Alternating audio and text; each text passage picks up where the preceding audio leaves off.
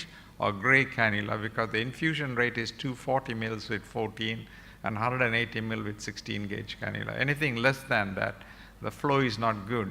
This is in case she developed a postpartum hemorrhage. It is a good thing to have a good IV line.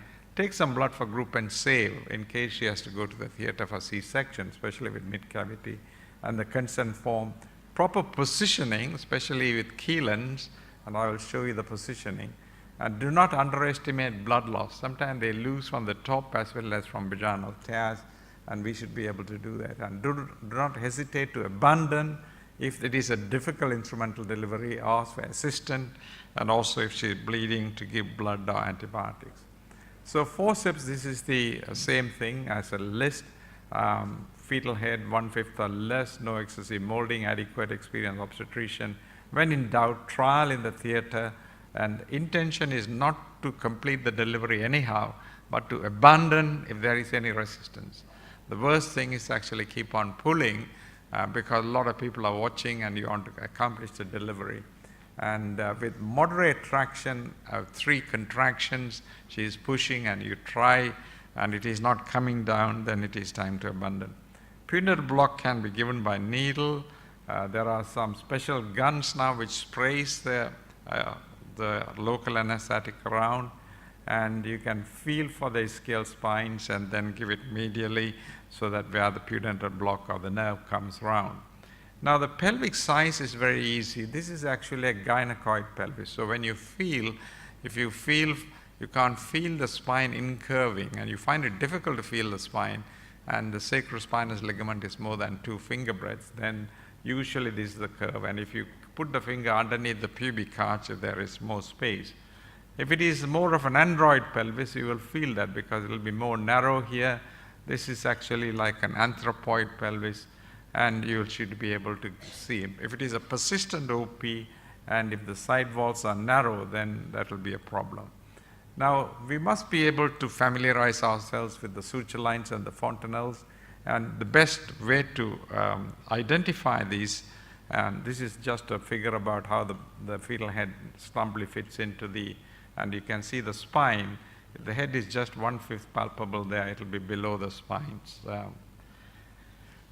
So you must be able to feel the caput molding and so on. I'm just showing this picture for 2 reasons. One is actually people find it difficult to feel the molding when they are young gynecologists, and the best time to feel it is soon after the baby is born. The molding remains for some time, so they can wash their hands, get permission from the mother and feel it. The second reason is actually to see where the auditory canal is way down behind the parietal eminences. So this is the parietal eminences, this is the ear. So for some reason from upside down when you're feeling, if you can reach the ear, that means you are gone past the parietal eminence, and the head must be fairly low. So this is actually the actual picture of a baby, as you could see. If you feel the ear, that means the parietal eminence, the biparietal diameter has gone through, and you will be in a good wicket to deliver this baby. There is no problem. If it is a well-flexed head, sometimes we find it difficult to feel the ear, but occipito-posterior and transverse you should be able to feel. And as you could see the molding, the parietal bones going in, you can feel that as well without any difficulty. I also want to note, for you to note the shape of the baby's head when it is coming through the birth canal. It is like an egg. It is not a round, but it is like an egg, and this is called the flexion point. So whenever we apply a vacuum or a forceps, the traction should be along that direction, and the flexion point is about 3 centimeters in front of the occiput. So we have to aim the line of pull, whether it's forceps or vacuum. And if it is forceps, the forceps should come just across the ear and behind the eyes, so the blades will be like that. So when you pull, it will be along the flexion point. And if it is a vacuum, it should be just in front of the occiput in the midline over the flexion point, so that the instrument of delivery will be successful. One of the things which is important is to assess whether there is synclitism. That means the sagittal suture should cut the pelvis into half. If there is more posterior parietal eminence is felt with this posterior asynclitism, that means you might have some difficulty. You might have to either manually rotate and flex, or use a vacuum. Automatically it will correct if you apply it in the right position. So in addition to the position and the station, asynclitism has to be checked. This is actually a manual rotation procedure, and you can use instruments as well.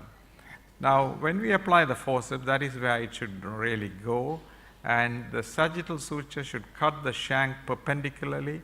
When you put a finger, it will be one finger on both sides, and the posterior frontal should be 3 centimeters above. So before you pull on the baby, you have to really mark these, and you should write it down.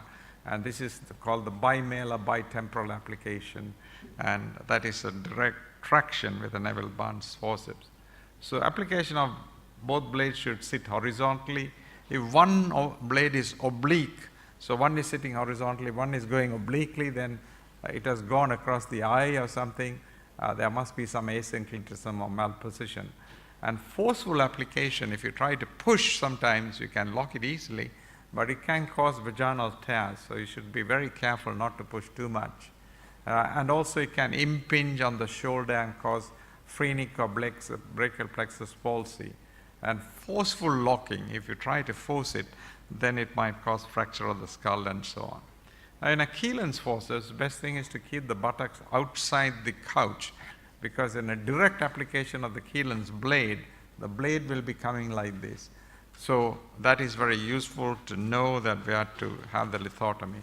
So this is in a Keelan's application. You can see applying the blades like the usual on the one side, and you can rotate it, and slow application there. It sits horizontally, and then after you lock, make sure the features are all clear.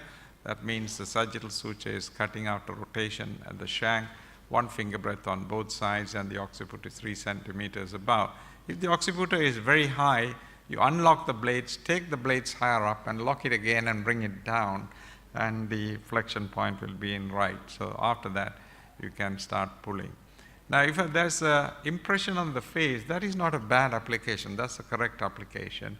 But if the baby is a little bit on the big side, then you might get it, and that will heal very quickly. It's not a major problem. On the other hand, if you get the facial nerve palsy, that is again not a problem, because some babies get a compression on one side, and the facial nerve might get compressed. So this is the normal side. This side, the baby is unable to contract. So this is the side which is affected. So that is nothing, which is a normal consequence, rare but a consequence. But this is not a normal consequence. This is because people have pushed the blade too much, so it has impinged on the phrenic nerve and the lower brachial plexus. So this baby has a diaphragmatic paralysis, as well as the slight paralysis of the C7T1 segment. That is again a bad application, so it's a telltale sign it has gone across like that. It should have been behind. So forceps or vacuum, soon after delivery, if you take a photograph, you can tell whether it's the correct application or not. Now, this is just to show you must always keep an eye on the mother. Don't allow her to keep on pushing till she gets some conjunctival hemorrhage. And if you're looking at the perineum, if there's a rupture of the vessel and there is ballooning, that means if you let her push, it gets worse. Especially if some women have varicosities of the vulva, then you have to be very careful about them as well. Now, the question about whether it should be vacuum or forceps, if you look at the Cochrane, it hasn't much changed from the early days. The forceps delivery with selected instrument, when you talk about vacuum versus, there are a number of cases of vacuum which the baby comes to the introitus and slips.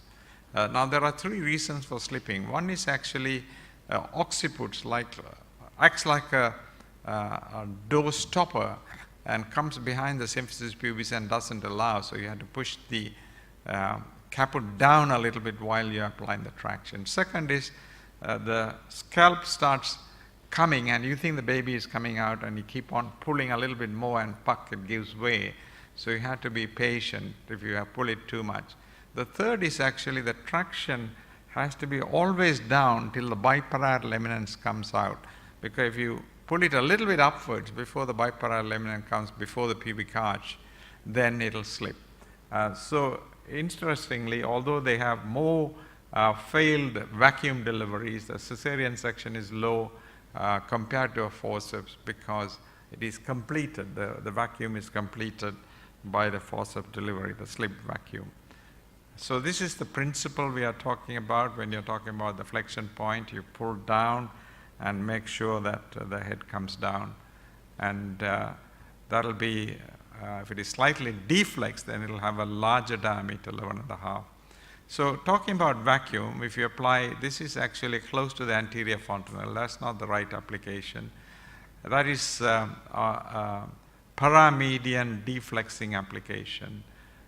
So you should try to aim to get the lowest diameter. The biparietal eminence are fixed, and the suboccipital-brachmatic diameter is the shortest, and it is 9.5 by 9.5. And that is how it look like.